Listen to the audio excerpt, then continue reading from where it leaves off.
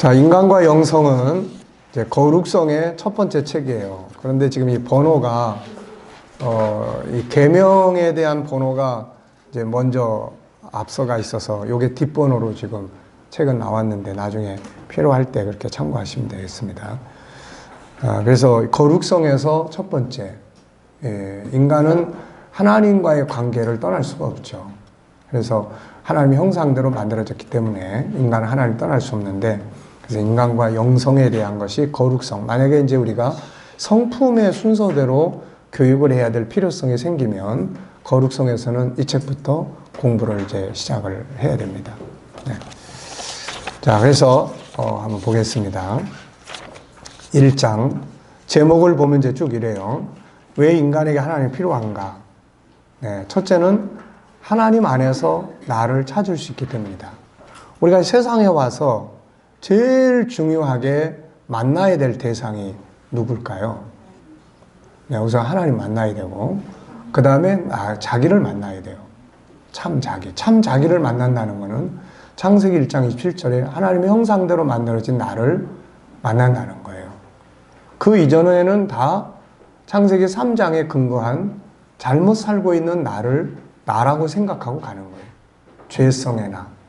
로마서 8장에서 7장에서 바울은 이건 참 내가 아니다라고 이야기를 해요. 이건 내가 아니고 내 안에 있는 죄다, 죄. 그러니까 세상에 와서 자기를 만나야 돼. 심리학자들이 하고 있는 가장 중요한 심리학의 목표는 뭐예요? 자기를 찾아서 자기답게 살게 한다는 데 있는 거예요. 자기답게. 근데 자기를 찾는 거죠, 이게. 그래서 인간에게 하나님 필요한 이유 첫 번째가 하나님 안에서만 나를 찾을 수가 있어요. 하나님 밖에서는 절대로 인간을 못 찾습니다. 아무리 돌을 닦아도 못 찾는 거예요. 두 번째는 인간을 알고 나면 또 반대로 하나님을 떠나서 살 수가 없는 존재예요. 그래서 그런 그 특징들이 이제 인간에게 있는 거죠. 세 번째는 인간에게는 종교적 본능이 있어요. 이 본능, 하나님을 떠날 수 없는 이 본능. 이런 이유들 때문에 우리가 하나님 믿는 거고, 그리고 하나님께로 인간은 반드시 돌아가야 된다. 이유가 뭐냐? 그래서 이제 여기부터는 우리가 믿어야 될 참 하나님은 누구냐? 그래서 삼위일체, 성부, 성자, 성령, 그리고 참 하나님과 거짓 종교, 그 다음에 하나님을 섬기는 방법은 우선 가치의 우선순위를 만드는 게 제일 중요하다. 하나님을 믿는다고 그러면서 하나님에 대한 가치가 맨 밑바닥에 있으면 안 되는 거죠. 그 다음에가 이제 계명을 지키는 거예요. 하나님을 믿는다는 거는 그분이 준 계명을 지키는 걸 의미해요. 그러니까 하나님의 계명을 지키지 않는 것은 하나님을 믿는 게 아니에요. 네. 사도 요한도 요한일서에서 그런 이야기 많이 하잖아요. 사랑이 없는 것은 그 안에 하나님이 없는 거다. 네. 요한은 사랑의 계명을 하나님을 믿는 것으로 이야기를 하죠.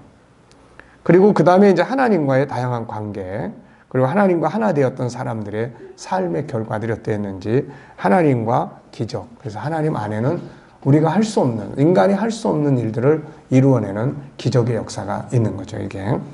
그래서 이런 내용으로 이제 공부를 합니다. 그래서 예를 들면은 우리 지금, 제자훈련에 초신자를 새가족반을 위한 교육도 있고 하지만 이런 것들 좀 보완을 했어요. 그래서, 이런 내용들을 처음 믿는 사람이나 이런 사람들하고 이제 교육을 하다 보면은 체계 있게 교육을 해야 될 경우에는 이제 이런 걸 교육을 해주면 이제 좀 더 하나님께로 가까이 나아갈 수 있는데 도움이 될 수가 있어요. 자, 1장 바쁘게 지나가야 될 것 같습니다. 그래서 1시간에 2과에서 3과 정도를 이렇게 진행을 해야 뒤에 것까지 같이 갈 수 있어요. 자, 1장에서는 하나님 안에서 나를 찾을 수 있기 때문이다. 그래서 1번, 나는 누군가? 사람에게 하나님이 필요한 가장 중요한 이유는 하나님 안에서만 자기를 찾을 수 있기 때문이다. 세상에 태어나 살아가는 동안 가장 중요한 것이 뭔가? 자기를 바로 알고 자기답게 사는 거예요. 그런데 인간이 어떻게 자기를 찾을 수 있고 자기를 알 수 있으며 자기답게 살 수 있는가? 세상에 태어난 모든 사람들은 자기 자신이 스스로를 존재하게 한 자가 아니다. 다시 말해서 내가 나를 태어나게 한 것이 아니라는 말이다. 부모 역시 마찬가지다. 나와 같은 사람을 부모가 설계해 만들어낸 것인가? 아니다. 부모님들도 낳고 보니 그와 같은 존재가 태어난 거다. 그래서 모든 인간은 세상에 왔지만 내가 왜 이렇게 어떻게 세상에 오게 되었으며 무엇 때문에 왔는지 미래는 어디로 가는지 아는 것이 없다.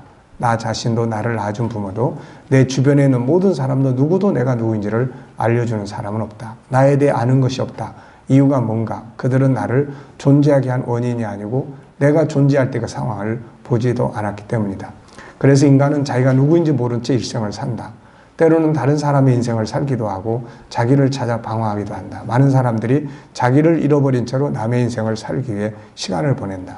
그래서 이 쇼펜하우는 인생의 4분의 3을 남과 같아지려고 하는 데다가 쏟고 있다는 거죠.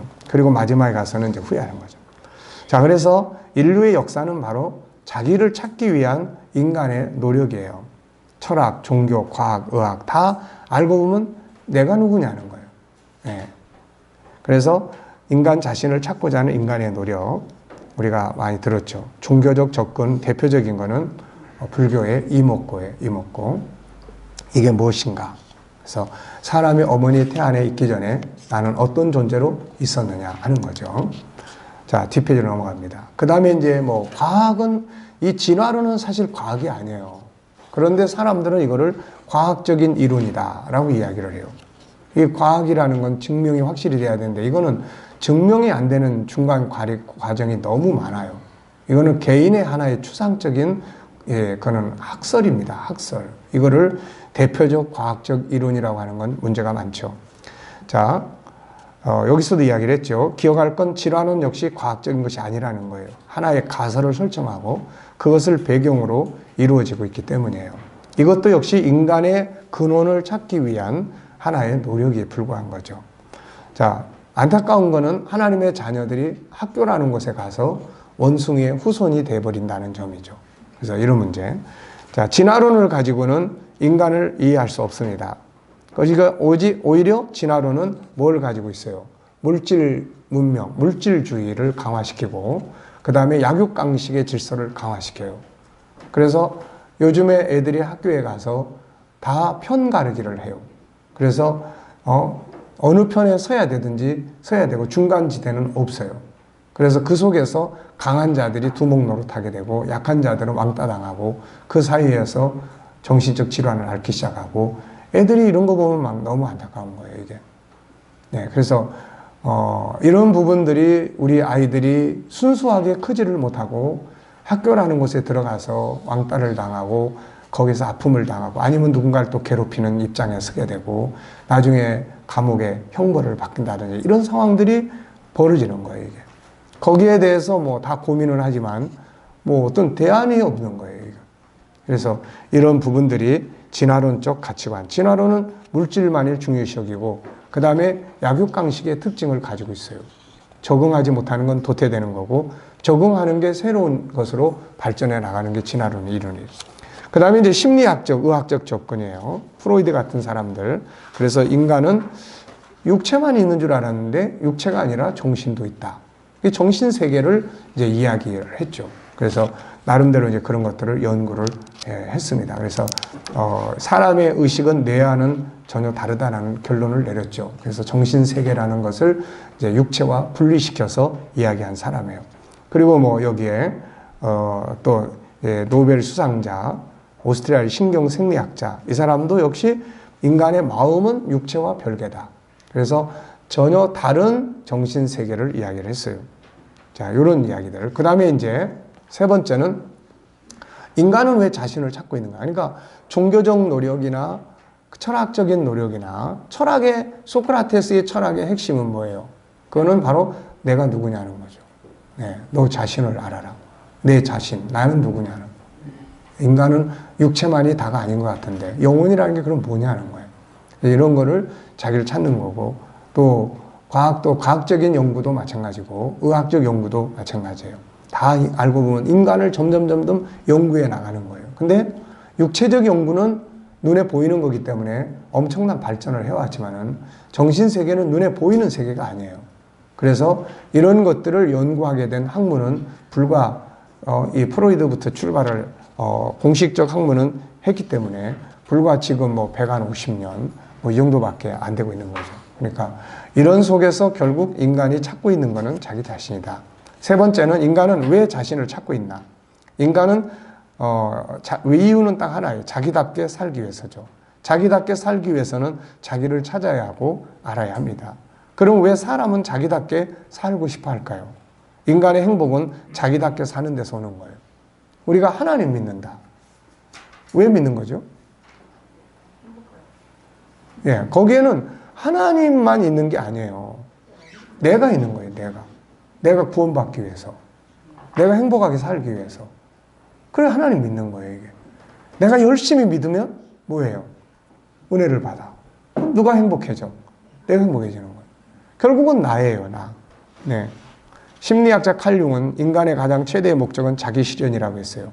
그렇다면 자기가 누군지를 알아야 하는데 안타깝게도 이 사람 역시 셀프, 자기라고 하는 것은 명확하게 이야기를 하지 못했어요. 다만 자기란 뭔지 모르지만 의식과 무의식의 세계를 움직이게 하는 어떤 근원적인 것이다 라고 이야기를 했어요. 맞는 말이죠. 의식의 세계나 무의식의 세계나 이게 사람을 움직여가는데 이걸 움직여가는 그 정신세계, 이것이 진짜 자기예요, 자기. 그래서 모든 것의 원인자인 자기를 알아야 자기답게 살 수 있다. 인간의 행복은 자기답게 사는 데서 온다. 심리치료가 왜 필요해요? 심리병이 왜 생깁니까? 자기를 다 잃어버린 데서 오는 거예요. 네, 다 자기를 잃어버린 데서 와요.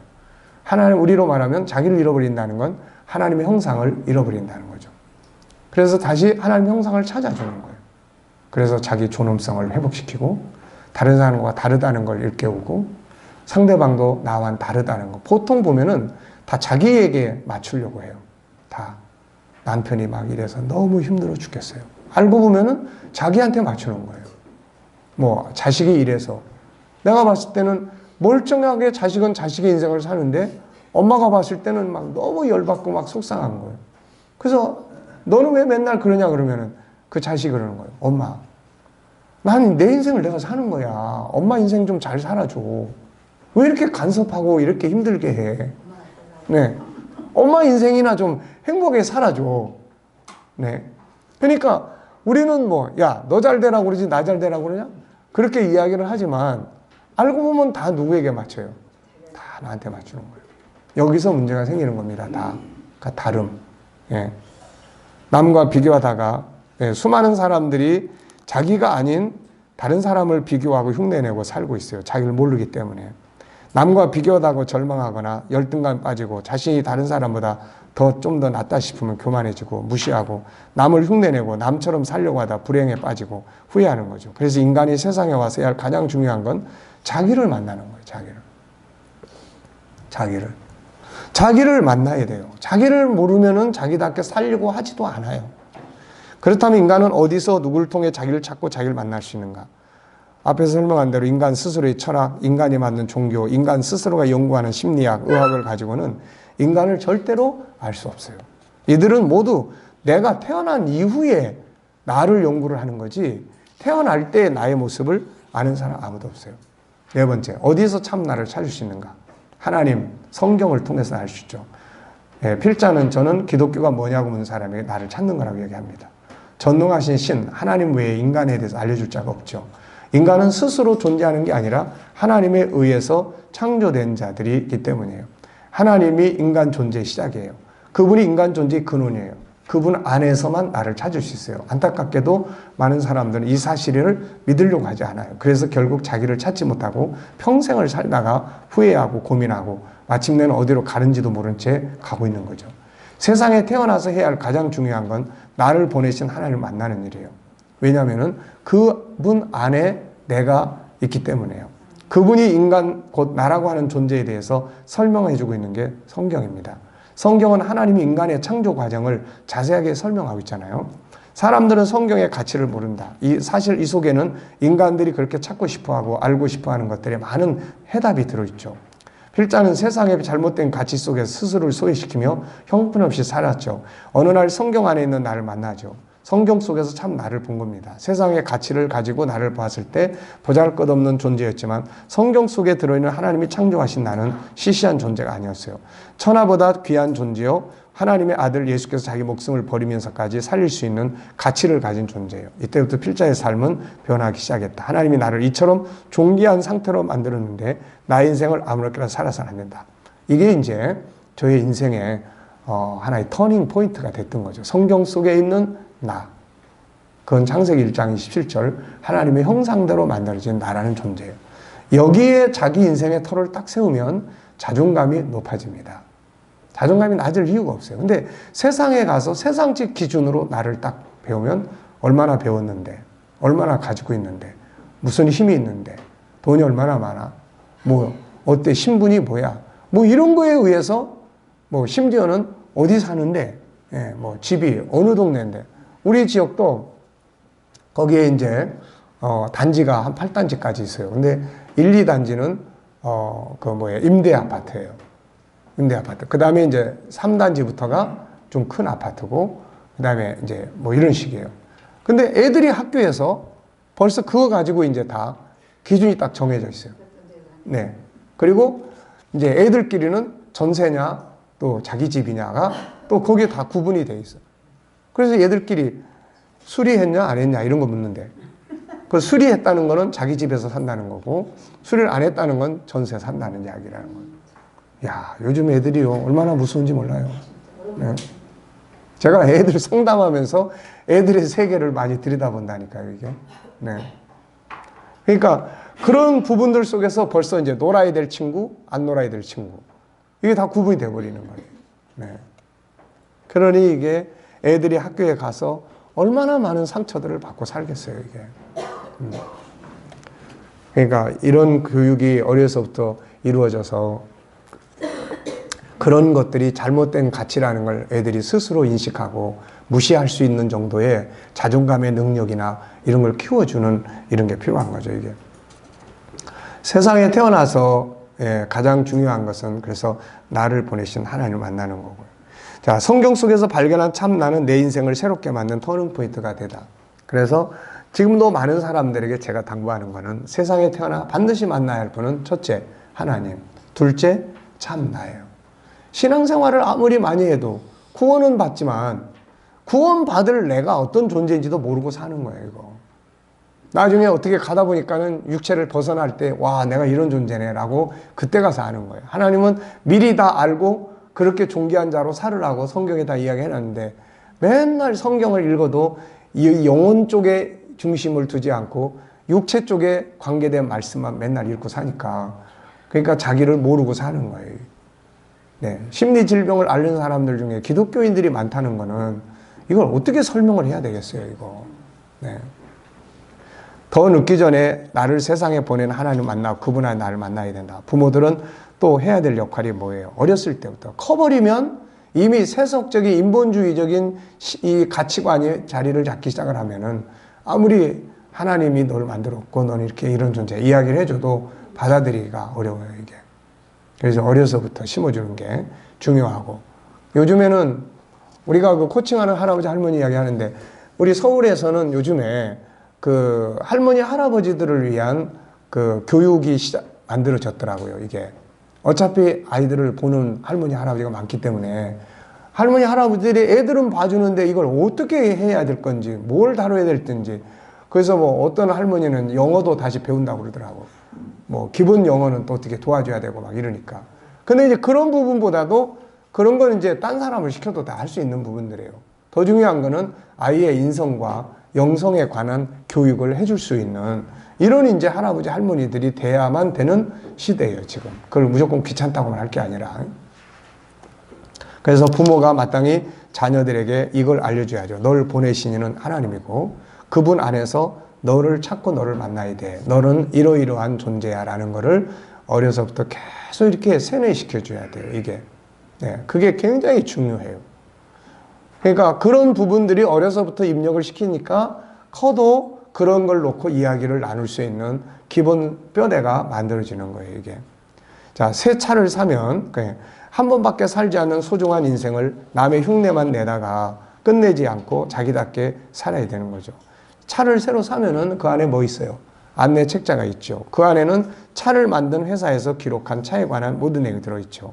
차를 산 사람은 스스로 그 차에 대해 알 수 없지만 안내 책자를 통해서 차에 관한 모든 걸 알게 돼요. 인간도 동일합니다. 아무리 인간의 철학, 종교, 과학, 의학이 발전해도 인간 스스로는 자기 알 수 없고 부모 역시 자기가 낳은 자녀지만 스스로는 그 자녀를 알 수가 없어요. 이유는 간단합니다. 스스로가 자기를 만든 것이 아니기 때문이에요. 우리는 그저 존재하게 하신 이의 뜻에 따라 이 세상에 존재하게 됐을 뿐입니다. 우리를 세상에 버리신 하나님께서 우리가 나 자신을 찾을 수 있도록 나에 관한 모든 걸 기록해 주셨는데 그것이 바로 성경이에요. 우리는 오직 이 안내서를 통해 나를 찾을 수 있고 만날 수 있고 나답게 살 수가 있습니다. 자, 본 주제로 다시 돌아가 보자. 왜 인간에게 하나님이 필요한가? 왜 우리가 하나님을 믿어야 하는가? 이유는 그분 안에서 나를 만날 수 있기 때문이에요. 그래서 만약에라도 우리가 어떤 개인과 대화를 나눌 때 왜 하나님을 믿어야 됩니까? 라고 이야기를 할 때 복받기 위해서예요. 뭐 이런 이야기가 먼저 나오면 안 돼요. 네, 혹시 선생님은 자기에 대해서 알고 계십니까? 자기답게 산다고 생각하십니까? 그럼 어디서 자기를 찾을 수 있겠나요? 지금 자기 인생에 대해서 어떻게 생각하세요? 이런 것들을 이야기를 나눠서 결국 하나님 안에 들어와야 나를 만날 수 있다라고 하는 것을 이야기를 해줘야 돼요, 이게. 자, 그래서 이거를 이제 성경이 이제 이걸 기록한 거죠. 시편 119, 105절에 내 주의 말씀은 내 발의 등이요 내 길의 비전이다. 하나님의 말씀만이 참 나에게로 안내를 해줘요. 네, 그래서 우리가 창세기 1장 27절을 보면 아, 내가 하나님의 형상대로 만들어졌구나. 그럼 하나님의 형상이라는 건 뭔가? 뭐 요한복음 4장 24절에 하나님은 영이시다. 아, 하나님은 영적 존재구나. 창세기 2장 7절에 하나님이 흙으로 사람을 지었고 생기를 불어넣었다. 그럼 생기라는 게 뭔가? 창세기 1장 27절을 응용해 보면은 결국 하나님의 영을 육체로 흙으로 만든 육체 안에다가 불어넣으신 거죠, 이게. 그래서 그 다음부터 이제 연구해야 될 게 뭐예요? 그럼 하나님의 형상은 뭔가? 이거를 연구를 해야 참 나를 알 수가 있게 되는 거죠, 이게. 그래서 그 속에 들어있는 하나님의 성품 5가지, 이거를 바르게 알아야 이게 나예요. 이 5가지 성품을 이루고 있는 집이 영혼이고, 이게 살고 있는 집이 육체고, 그런 거죠, 이게. 자, 예수 그리스도 그분은 길입니다. 내가 누군지를 알게 해줄 유일한 길이에요. 그분이 나를 지으신 창조주이기 때문이에요. 결론. 인간이 세상에 와서 사는 동안 해야 할 가장 중요한 일은 뭐예요? 자기를 찾는 일이에요. 그 이유가 뭔가? 자, 시편 49편 20절은 자기를 찾아야 될 이유를 성경이 이야기를 해요. 뭐예요? 존귀하나 깨닫지 못하는 사람은 멸망하는 짐승 같도다. 창조주의 말씀에 의하면 인간은 천하보다 귀한 존재예요. 왜? 하나님을 닮은 존재이기 때문에. 그런데 이거를 모르면 동물처럼 살게 되는 거예요.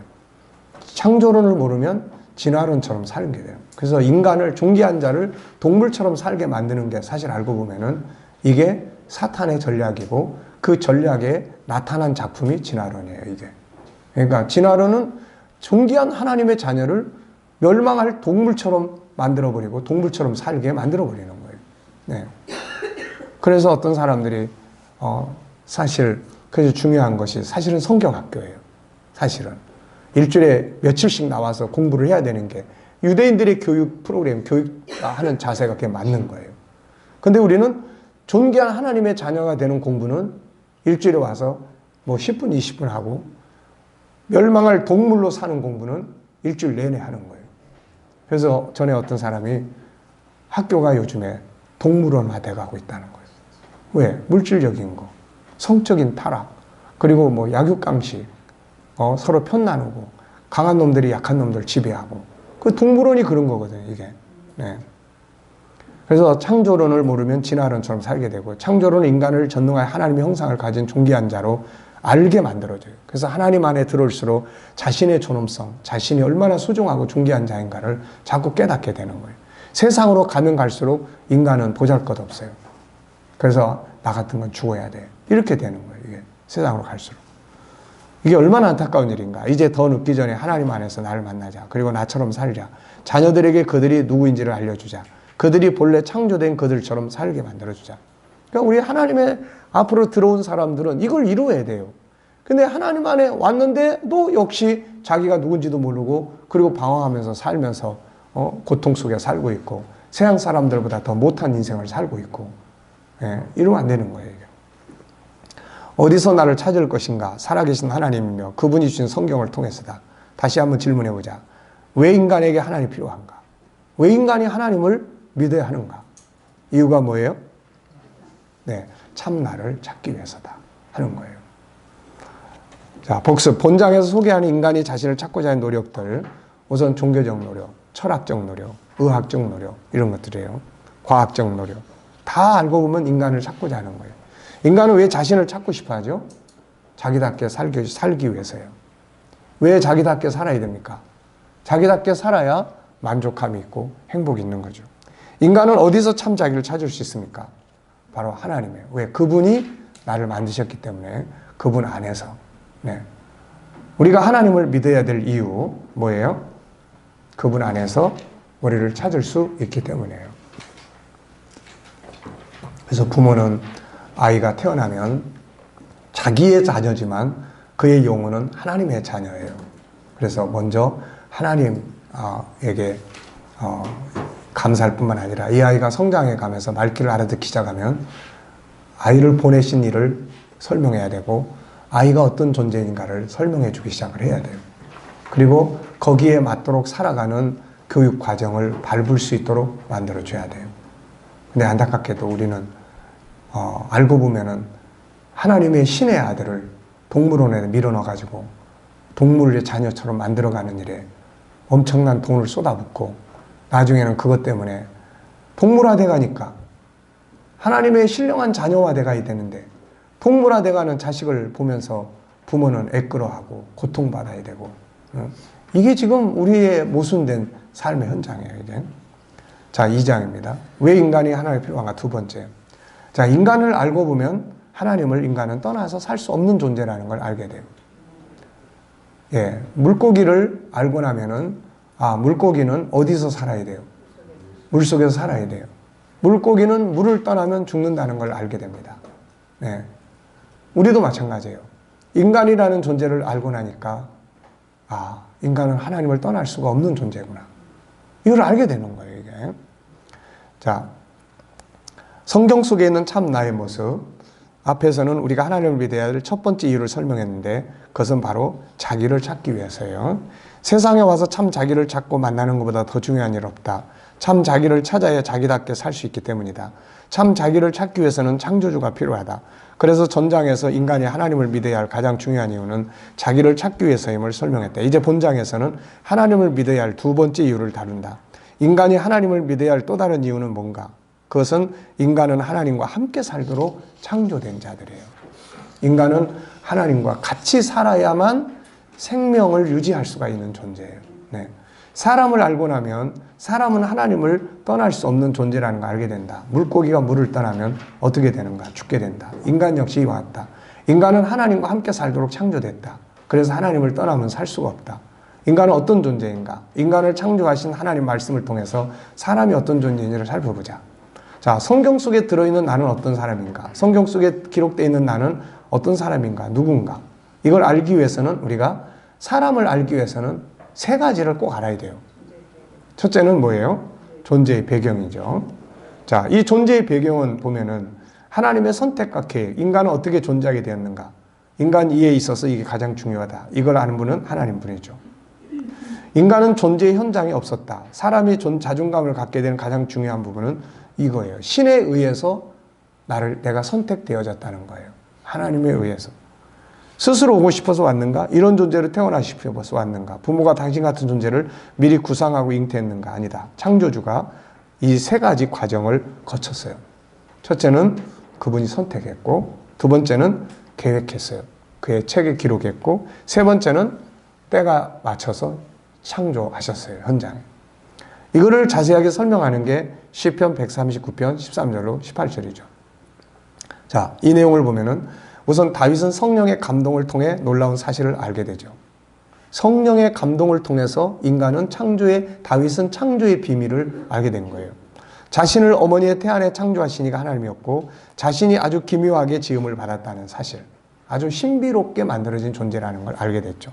그리고 어머니의 태 안에 있기 전에 미리 하나님이 선택해서 세상에 보냈다는 것을 알게 됩니다. 내가 은밀한 데서 지음을 받고 땅의 깊은 곳에 기이하게 지음을 받은 때에 나의 형체가 주의 앞에 숨겨지지 못했습니다. 내 형질이 이루어지기 전에 주의 눈이 보셨고 나를 위하여 정한 날이 하루되기 전에 주의 책에 다 기록이 되었나이다. 은밀한 곳, 땅의 깊은 곳은 어머니의 태를 말하죠. 그를 잉태한 어머니는 보통 3, 4주가 지난 후에 생명의 잉태를 알게 되지만 하나님은 처음부터 그걸 보고 계셨죠. 그분이 심으셨기 때문이다. 16절에는 우리가 어머니의 태안 잉태되기 전에 이미 그의 눈이 보셨고 이것을 그의 책에 기록했다고 말씀하고 있다. 하나님이 나를 가장 먼저 만나신 것은 그분의 생각 속에서 먼저 만나죠. 그 속에서 그분은 나를 선택했고 그의 책에 기록하셨다가 때가 되어 어머니의 태안에 잉태하게 하신 거다. 참으로 놀라운 일이다. 인간은 결코 무의미하게 온 자가 아니다. 안타깝게도 사람은 이걸 모른다. 심지어는 생명체를 잉태한 어머니도 모른다. 그래서 이 과정에서 많은 상처들을 받죠. 원하지 않는 임신일 경우에도 그렇고 또 어쩌다 또 임신했을까 이런 속에서 수많은 상처들을 받게 됩니다. 이러므로 성경이 보여주고 있는 존재의 배경을 잘 깨닫고 이걸 받아들여야 돼요. 비록 현실적으로는 어떤 문제가 있어서 아이가 임신을 했다 하더라도 그러나 생명을 받아들여야 돼. 이제 그걸 감사하게 받아들여야, 소중하게 받아들여야 돼. 이사야서 49장 14절에 보면 하나님의 어머니의 사랑보다 하나님의 사랑이 더 커요. 네, 여인이 어찌 그 젖 먹는 자식을 잊겠으며 자기 태에서 난 아들을 긍휼히 여기지 않겠느냐. 그러나 그들은 혹시 잊을지라도 나는 너를 잊지 아니할 것이라. 내가 너를 내 손바닥에 새겼고 너의 성벽이 항상 내 앞에 있나니. 사람은 잊어버릴 수가 있어요. 이걸 바로 알고 받아들일 때 존재의 가치를 알 수 있고, 근데 하나님은 잊어버리지 않는다는 거죠. 그런 상처들이 치유될 수 있고, 그러니까 이런 사랑을 내가 깨달을 때 치유가 이루어지게 되는 거예요. 자, 창조주의 선택의 이유는 뭐예요? 우리를 그냥 어쩌다가 선택한 것일까? 그렇다면 우리가 존재한다는 것은 의미도 없고 수치스러운 일이 된다. 그러나 우리를 선택하신 하나님은 우리를 의미 없이 어쩌다가 선택한 것이 아니에요. 이거를 설명하는 것이 에베소 4장 1장 4절로 11절이에요. 이 속에는 세 가지 내용이 들어있어요. 첫째는 사랑입니다. 4절에 보면은 뭐예요? 사랑 안에서 우리가 선택되어졌고, 그래서 우리를 향한 하나님의 사랑은 이미 창세 전부터 출발을 해요. 그 다음에는 그분이 기쁘심으로, 5절에는 기쁘신 뜻대로 우리를 예정했다. 그분이 기뻐하셨다는 거죠. 그리고 11절에는 모든 일을 그의 뜻의 결정대로 일하시는 이의 계획을 따라 우리가 예정을 입었다. 그러니까 그분의 필요에 의해서 우리가 만들어졌어요. 그래서 인간은 이 땅에 와서 그분의 그분의 뜻을 이루는 사명자로 살게 되는 거고, 그 결과물로 하나님 나라에서 영광을 얻게 되는 거죠. 자, 하나님의 사랑 가운데 선택됐고, 기뻐하심 속에 선택됐고, 원하심 속에 필요에 의해 선택이 됐어요. 그래서 하나님은 우리를 사랑하시고 기뻐하신다고 말씀하죠. 스바냐 3장 17절에 너의 하나님 여호와가 너희 가운데 계시니 그는 구원을 베푸실 전능자시라. 그가 너로 말미암아 기쁨을 이기지 못하시며 너를 잠잠히 사랑하시며 너로 말미암아 즐거이 부르며 기뻐하시리라 하리라. 이 사랑이 예수 그리스도를 세상에 보내서 우리를 위해 목숨을 바치게 만들었죠. 이 사랑이 우리를 세상에서 승리하게 만들었고, 이 사랑이 영원한 그분의 나라를 기업으로 얻게 하는 겁니다. 네, 요한복음 3장 16절, 로마서 8장 17절 이하. 우리는 아무런 이유도 없이 무의미하게 선택된 게 아니다. 세상은 이걸 모르죠. 우리 자신도, 심지어 우리를 낳은 부모도 이걸 모릅니다. 그래서 상처를 주고 자존감이 낮아지고, 우리는 이 선택과 창조의 사실을 바로 알아야 돼요. 그래야 자존감이 생기고 자신감이 생깁니다. 나를 존중히 여기고 다른 사람을 존중히 여길 수 있어요. 부모는 이것을 자녀에게 가르쳐 줘야죠. 진화론의 입장에서 보면 사람은 그냥 우연히 올 뿐이에요. 아무런 자존감도 자신감도 없습니다. 당신은 당신의 인생에 대한 자부심이 있는가? 아니면 자신과 세상에 대한 불만과 불평으로 가득 차 있는가? 오늘 이 존재의 배경을 받아들여보라. 인생이 달라질 것이다. 두 번째는 구성이에요. 창조의 과정, 나의 구성입니다. 어떻게 내가 이루어져 있는가? 나를 알기 위해 두 번째로 알 건 나의 구성이다. 나는 무엇인가? 나는 무엇으로 구성되어 있는가? 여기에 따라서 삶을 어떻게 살아야 되느냐가 다 나오는 거예요. 이게 만들어진 대로. 네, 스마트폰을 만들었으면 그 만든 목적대로 사용이 돼야죠. 물속에 들어가면 안 되는 거는 물속에 집어넣으면 안 되는 거예요. 존중이 여김을 받아야 살게 돼 있는 자는 존중이 여김을 받아야 돼요. 근데 무시당하니까 마치 불 속에 들어가면 안 될 물건이 물 속에 집어넣고 불 속에 넣는 거와 똑같은 원리예요. 이게. 그래야 막 괴로워하는 거죠. 이게. 이것을 알아야 거기에 맞도록 살 수 있다. 부모 역시 이것을 알아야 자녀를 거기에 맞게 양육할 수 있다. 그래서 부모 교실에서 가장 중요한 거는 이거예요. 우리 영혼 속에 들어있는 하나님의 성품 5가지에 대한 이해. 이걸 그냥 공부로만 하면 안 돼요. 이해.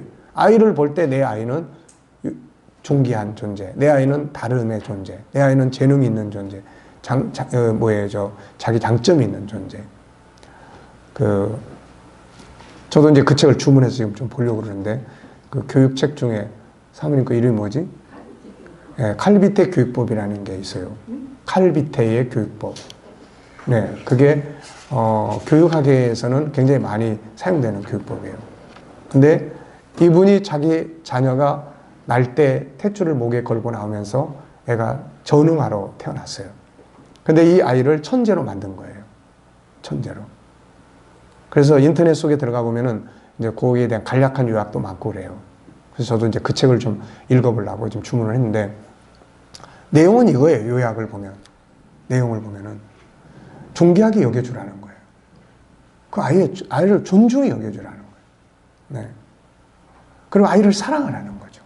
그리고 세밀하게 아이에 대한 일기를 쓰라는 거예요. 그 아이만이 가지고 있는 잘할 수 있고 할 수 있는 이걸 찾아내라는 거예요. 예. 그리고 그걸 잘할 수 있도록 도와주라는 거예요.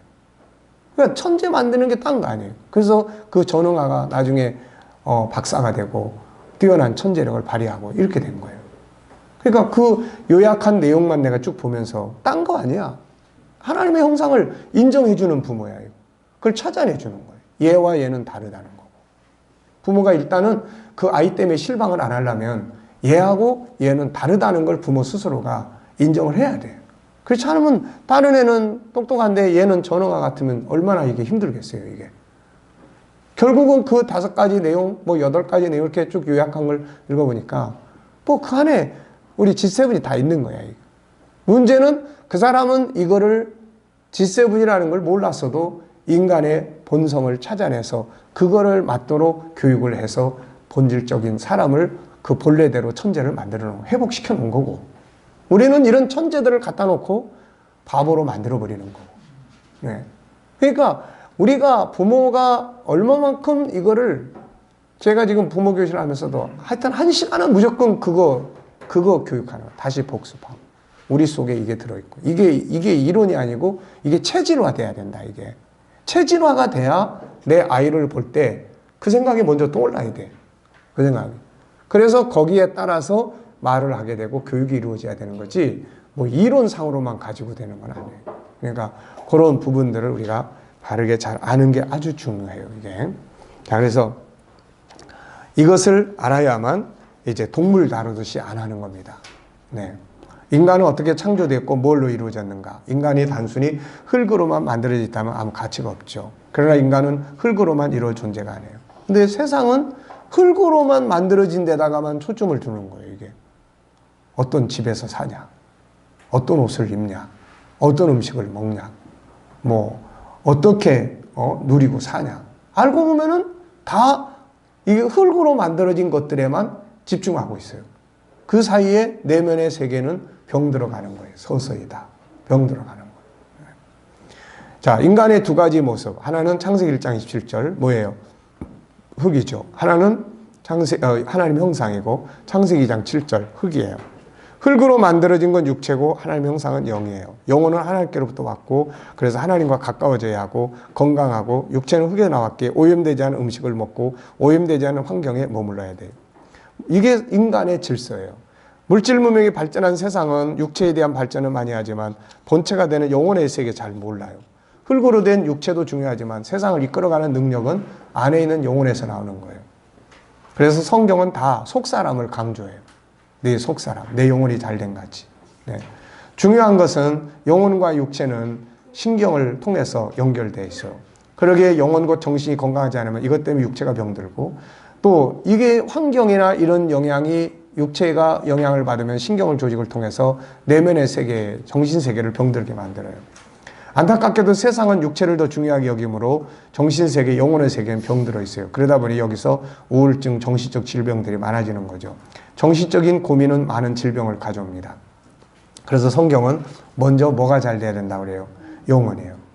예수님도 살리는 것은 영이다. 영을 살려야 된다고 이야기하시는 거예요. 하나님의 형상은 뭔가? 예수님은 하나님을 영이라고 밝혀줬어요. 하나님은 영입니다. 그 영의 형상대로 우리 영을 창조했어요. 우리가 하나님을 영혼의 아버지라고 부르는 이유죠. 이 영혼이 사람의 본체고 육체는 영혼이 살고 있는 집이에요. 안타깝게도 사람들은 눈에 보이는 집에 관심이 더 많고 정말 관심을 가져야 할 부분은 바로 속사람인 영혼의 세계예요. 이것이 바로 자기 자신이기 때문이에요. 이걸 알아야 자기답게 사는 거죠. 육체는 많이 연구되어서 사람들은 육체 안에 있는 여러 기능들을 잘 알고 있고 거기에 알맞은 음식을 섭취하거나 치료를 합니다. 영혼의 세계도 잘 알아야 돼요. 그래야 거기에 맞도록 살 수 있고 마음이 병들 때 쉽게 치료할 수 있어요. 자, 영혼의 구조는 이렇게 돼 있어요. 안에 5가지 성품이 이루어져 있어요. 물론 더 많지만 대표적인 거를 우리가 이 5가지로 창세기에서부터 요한계시록까지를 정리해 보면은 하나님의 성품, 속성이 이렇게 나타나 있어요. 하나님은 이 귀한 성품을, 이게 하나님의 성품이에요. 유일하심, 인격적, 거룩하심, 사랑하심, 영원성. 네, 이것이 하나님이 가지고 계신 특성이에요. 이걸 우리 인간에게 줬어요. 동물은 영이 없습니다. 그래서 이런 기능이 동물한테는 없습니다. 바로 하나님이 인간에게 주신 최고의 선물이 이거죠. 이것이 인간이 동물과 다른 가장 중요한 부분이며 사람이 종교를 갖고 동물이 종교를 가질 수 없는 이유고 사람은 철학을 하고 동물이 이거 할 수 없는 이유예요. 사람의 영혼 속에는 이런 성품들이 들어있어요. 똑같은 거예요. 그분과 우리는 스피릿, 단어를 보면 똑같습니다. 유일성, 인격성, 거룩성, 사랑성, 영원성. 이 성품들 속에는 또 작은 성품들이 들어있어요. 마치 광산 속에 보석들이 있는 것처럼. 유일성 안에 들어있는 것, 존귀함, 다름, 다양함. 평생을 존귀함이라는 걸 어떻게 실천해 볼까? 이거 하나만 연구해도 우리는 평생토록, 만약에 장사하는 사람이 어떻게 내가 하는 이 일을 존귀하게 만들어 볼 수 있을까? 어떻게 나한테 오는 고객들을 존귀하게 느끼게 만들어 줄 수 있을까? 어떻게 말을 해주면 나한테 오는 사람들이 이곳에 오면 자기 자신 존귀함을 느낀다고 느끼게 될까? 그러면 그 장사는 잘 되는 거예요. 예? 그러니까 어떻게 하면 내가 세상을 존중히 여길 수 있을까? 이런 것들을 계속 연구해서 이거 하나만을 연구해도 그 속에는 비즈니스가 들어있고 그 속에는 삶이 들어있고 행복감이 들어있고 다 들어있는 거예요. 자, 그 다음에는 이제 다름 이런 것들, 인격성 안에 들어있는 거 3가지, 거룩성 안에, 사랑성 안에, 영원성 안에. 하나님은 이 성품을 가지고 세상을 창조하셨고 이 성품을 가지고 세상을 다스리시고 이 성품을 가지고 영원한 나라를 만드시고 이끌어 가시는 거죠. 크게는 5가지 성품, 작게는 14개를 우리가 정리를 했어요. 물론 이외에도 많은 성품들이 있지만 G7에서는 이 성품들을 다루고 훈련을 합니다. 이 성품들의 중요성은 뭔가? 다음의 말씀이 성품의 중요성을 알게 돼요. 뭐예요? 세상을 다스리는 성품이에요. 가정을 다스리는, 사람을 다스린다는 거는 이거는 강제적인 게 아니에요. 나한테 순종한다는 거예요. 굴복한다는 거예요. 나를 따라온다는 거예요. 이게 다스림이에요. 예. 자, 이 성품은 세상을 다스리는 능력을 가지고 있어요. 그래서 우리는 안에 있는 성품들을 열심히 찾아내고 연구하고 개발해서 세상을 다스리는 삶을 살아야 됩니다. 그래서 이것을 이제 우리가 공부하는 것이 G7 운동이죠. 자, 3번째는 궁극적인 목적이에요. 인간이 알아야 할 3번째 내용은 궁극적 목적입니다. 인간의 진정한 가치는 존재의 궁극적인 목적에 있어요. 사람은 어떻게 어디서 왔다가 어디로 가는가? 자, 하나님의 선택과 계획 속에서 우리는 왔고 세상에 보내서 하나님의 성품 가지고 일하고 그 다음에 하나님께 돌아가서 영원한 삶을 살게 되죠. 안타까운 것은 세상은 오직 2번만 알고 있어요. 현재만 알고 있단 말이에요. 1번은 몰라요. 어떻게 왔는지. 3번은 더 몰라요. 어디로 가는지. 그래서 인생이 불확실하고 미래에 대한 희망이 없는 거죠. 그러나 성경은 이걸 분명하게 밝혀줍니다. 사람이 이 땅에 존재하는 배경은 하나님의 사랑의 선택과 계획이 있기 때문이며 우리가 이 땅에 존재하는 목적은 살다 죽음으로 끝나는 게 아니에요. 영원한 영생을 누리기 위한 겁니다. 이것이야말로 오늘의 삶이 보람 있고 의미가 있고 가치가 있고 아름답게 살아야 할 이유가 있죠. 세상의 모든 건 쓰다가 다 폐품 처리돼요. 그러나 인간은 폐품 처리되는 게 아니라 업그레이드 돼요. 영생의 삶을 누리게 돼요. 하나님이 이것을 알려주시기 위해서 주신 책이 바로 성경이에요. 그래서 성경은 인간의 영원한 생명에 대해서 이야기를 합니다. 영생에 대해서. 사도 바울은 인간이 존재하는 궁극적 목적을 다음과 같이 설명을 합니다. 에베소 1장 3절 6절에 우리가 다 사랑 가운데 선택되어져서 거룩하고 흠이 없는 자가 돼가지고 하나님의 보좌 앞에 다 모이게 되고 그 앞에서 영광과 영원한 기업을 은혜로 거저 은혜로 받게 되는 거죠. 바울 사도는 하늘의 복에 대해 설명합니다. 그는 이 말씀에서 인간은 창세전에 하나님의 선택으로 존재하게 되었고 존재하는 목적은 거룩하고 흠이 없는 사람이 되어 마침내 하나님의 보좌 앞에 서서 영원한 은혜의 영광을 얻게 되는 것이라 설명합니다. 영원한 영광, 이것은 구원받은 주의 백성이 최후에 도착하게 될 궁극적 목적지죠. 이걸 보여주고 있는 것이 계시록 7장 9절로 17절이고 계시록 21장 1절로 22장 5절까지예요. 여기에 인간의 진정한 가치가 있고 오늘의 삶이 중요한 이유가 있어요. 이 세상의 삶이란 과정이지 목적지가 아닙니다. 인간의 최종 목적지는 하나님의 보좌 앞에 모이게 되어 그가 예비하신 영원한 기업을 얻는 거죠. 이 영생의 소망이 없는 자는 불쌍한 자입니다. 네, 프랑스의 학자 볼테르, 그는 무신론자 중에 한 사람이었다. 그는 글을 잘 쓰는 사람이었는데 하나님을 부정하고 저주하는 문장을 많이 썼고 인쇄소를 세워 그러한 글들을 인쇄하여 열심히 판매했어요. 그는 늘 이렇게 말했습니다. 100년만 지나면 하나님을 믿는 따위의 미신자들은 이 지구상에 한 사람도 없게 될 것이다. 그는 또한 말솜씨가 좋았다. 불신앙에 빠진 프랑스 사람들은 그의 연설을 듣고 우리와 같은 갈채를 보낸다. 신이 난 그는 파리의 대로에 서서 하나님을 향해 욕을 퍼붓었다. 만약 하나님 계시다면 이렇게 욕짓거리를 퍼붓는 나를 이 자리에서 쓰러뜨려 보세요. 그렇지만 그러한 볼테르도 나이 먹는 것은 어쩔 수 없었다. 그는 점점 노인이 돼갔고 결국 병들어 죽음 앞에 이르게 되었다. 그는 회진을 하러 온 의사를 향해 간절히 부탁했다. 만약 나의 생명을 6개월만 연장시켜 주신다면 전 세산을 드리겠습니다. 의사는 난감한 표정을 지으며 대답했다. 볼테르 선생님, 선생님의 생명은 6개월은 고사하고 이제 6시간도 연장시킬 수 없답니다. 원기왕성할 때 꼭 붙잡고 놓지 않았던 그의 무신론은 의사의 이 같은 선교에 대해 심하게 흔들렸다. 그의 입에서 다음과 같은 말이 조용히 흘러나왔다. 아, 나는 지옥으로 떨어져 가는구나. 세월은 흘러 그가 세상을 떠난 지 200여 년이 지났다. 그러나 그의 예언과는 달리 하나님을 믿는 신자의 수는 늘어간다. 자, 당신은 영생에 대한 믿음이 있는가? 아니면 죽음으로 끝난다고 생각하는가? 영생에 대한 믿음을 가질 때와 죽음으로 끝난다는 인생관을 가질 때 삶의 차이가 뭐라고 생각하는가? 자, 세 번째, 우리가 하나님을 믿고 섬겨야 될 이유 뭐예요? 결론입니다. 왜 사람이 하나님을 믿어야 됩니까? 다음에 한 구절은 왜 인간이 하나님을 믿어야 하는지를 밝혀주고 있어요. 로마 11장 36절, 만물이 주에게서 나오고 주로 말미암고 주에게로 돌아감이라. 그에게 영광이 세세 있을지어다. 아멘. 사람은 하나님에 의해 선택되었고 하나님을 닮은 영을 가지고 오며 그분으로 인해 주어진 삶을 살다가 마침내 그분에게로 돌아가 영원히 그분과 함께 살게 된 존재예요. 그러므로 사람이 하나님을 믿는 것은 존재의 의미고 이유예요. 인간은 하나님을 떠나 살 수가 없어요. 인간은 그 안에 하나님이 계시도록 창조된 그릇과 같습니다. 단지 사람은 그 안에 하나님이 좌정하시고 그분과 하나 될 때 가장 안전하고 평안하고 행복하며 강해져요. 다니엘은 하나님의 능력을 힘입어 일반인보다 10배나 지혜로운 자가 됐고 삼손 같은 사람도 성령의 능력을 힘입어 엄청난 힘을 발휘할 수 있었고 제자들에게도 하나님의 영이 임하신 후에 기적의 주인공들이 되었고 노예 소년 요셉의 애굽의 총리가 된 것도 하나님의 신과 하나 되었을 때예요.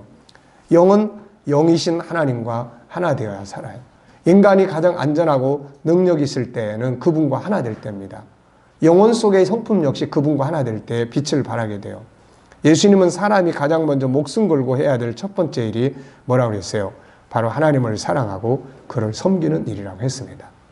왜 우리가 하나님을 섬겨야 돼요? 여기서는 인간은 영적 존재예요. 영적 존재. 하나님으로부터 왔고 하나님으로 말미암아 살고 아무것도 내가 할 수 있는 게 없어요. 네, 그래서 인간은 나를 알고 보면 나는 하나님이 만들었네? 하나님이 선택했네? 하나님께로 돌아가네? 하나님을 떠나면 안 되는 거예요. 네, 물고기처럼. 자, 그래서 1장에서는 왜 우리가 하나님을 믿어야 돼요? 그 안에서 나를 찾을 수 있기 때문에. 2장에서는 왜 하나님을 믿어야 돼요? 나는 하나님과 같이 살도록 만들어졌어요. 네, 그래서 우리가 하나님을 만나야 되고 믿어야 되고 해야 되는 겁니다, 이게. 자, 오전 공부는 여기까지 하고 마치겠습니다.